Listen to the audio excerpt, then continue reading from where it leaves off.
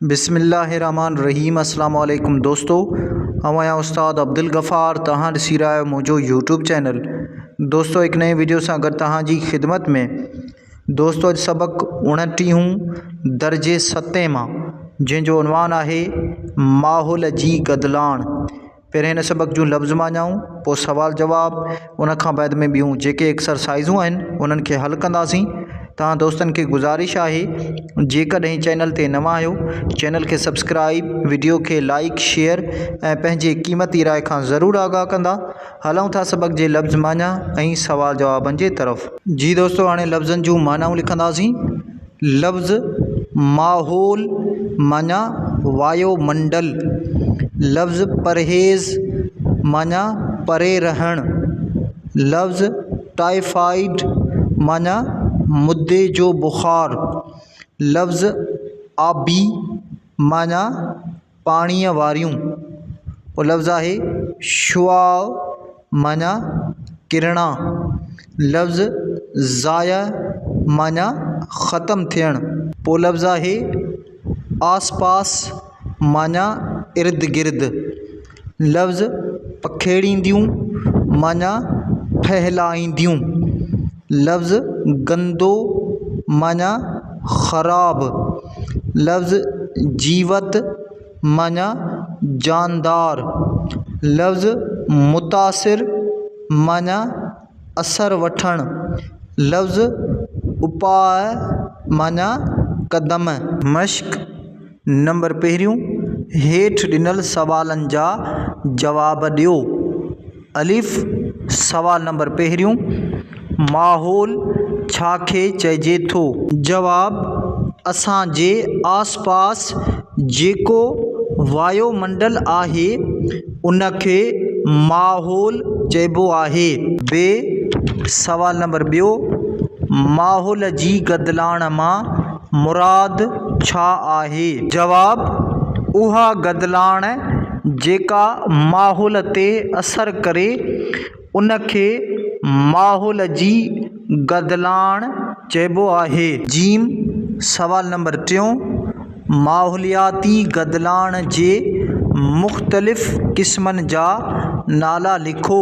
जवाब, माहौलियाती गदलाण जा मुख़्तलिफ़ क़िस्म ही आहिनि। नंबर पहिरियों फ़िज़ाई गदलाण। नंबर ॿियो पाणीअ जी गदलाण। नंबर टियों ज़मीनी गदलाण। नंबर चोथों ताबकारी शुआउनि जी गदलाण। नंबर पंजों गोड़ शोर जी गदलाण। दाल सवाल नंबर चोथों, फ़िज़ाई गदलाण में कहिड़ियूं कहिड़ियूं गैसूं शामिल आहिनि? जवाब, फ़िज़ाई गदलाण में हेठियूं गैसूं शामिल आहिनि। नंबर पहिरियों सल्फ़र डाइऑक्साइड। नंबर ॿियो नाइट्रोजन गैस। नंबर टियों कार्बन मोनोऑक्साइड। नंबर चोथों हाइड्रोकार्बन।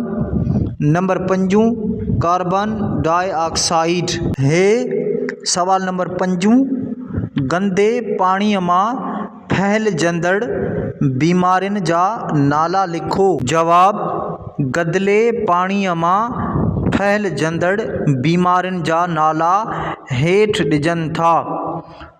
नंबर पहिरियों पेट जो सूर। नंबर ॿियो मरोड़ ऐं पेचिस।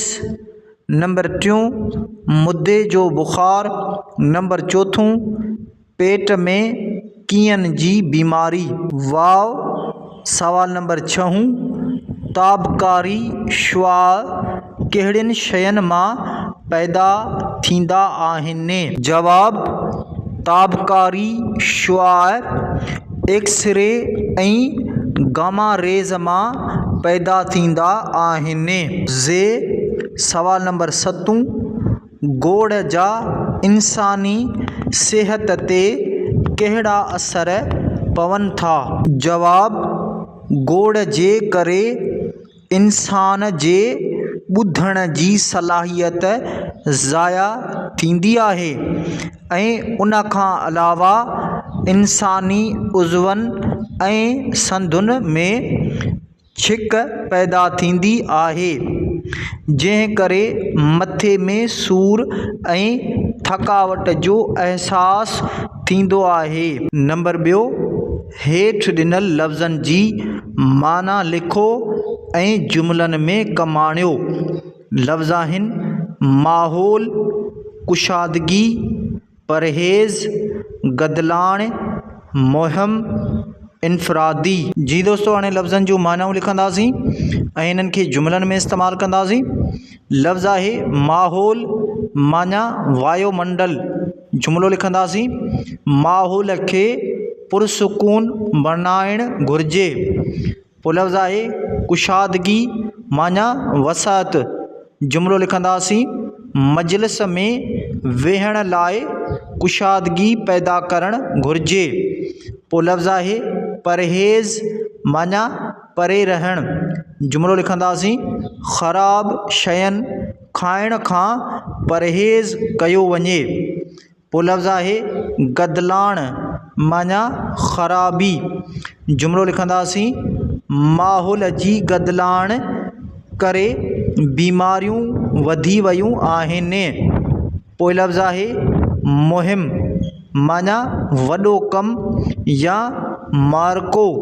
जुमिलो लिखंदासीं इलेक्शन जे दौरान सियासतदान इंतिख़ाबी मुहिम हलाईंदा आहिनि।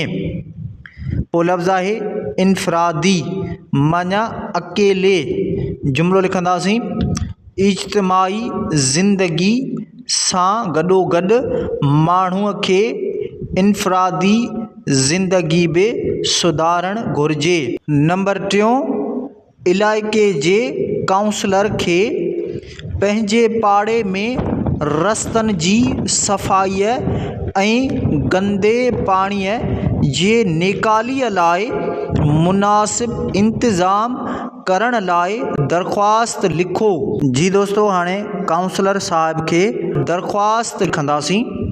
बख़िदमत जनाब काउंसलर साहिब, यूनियन काउंसिल भिटशाह। जनाब आला, साईं जिन खे नेक रोशन हुजे त आऊं अर्ज़दार अब्दुल गफ़ार शहाणी, रहंदड़ लतीफ़ कॉलोनी भिटशाह, तव्हांजी ख़िदमत में अर्ज़ु थो करियां जीअं त असांजे पाड़े लतीफ़ कॉलोनीअ में मींहं जे वसण खां पोइ सफ़ाई ऐं सुथराईअ जो मसइलो पैदा थी वियो आहे। गटरनि जे निकाल जो सिस्टम बि ख़राब थी वियो आहे। असांजे पाड़े जी अवाम तमामु सख़्तु तकलीफ़ में आहे। मक्खियुनि ऐं मच्छरनि जे करे मुख़्तलिफ़ वबाई बीमारियूं पखिड़िजी रहियूं आहिनि। तंहिं करे तव्हां साईं जिन खे आजिज़ाना गुज़ारिश आहे त गंदे पाणीअ जे निकाल सफ़ाई सुथराईअ जो को मुनासिब बंदोबस्तु कयो वञे त जीअं अवाम परेशानीअ खां बची सघे त तव्हांजी महिरबानी थींदी। फ़क़ति अर्ज़दार अब्दुल गफ़ार शहाणी, लतीफ़ कॉलोनी भिटशाह।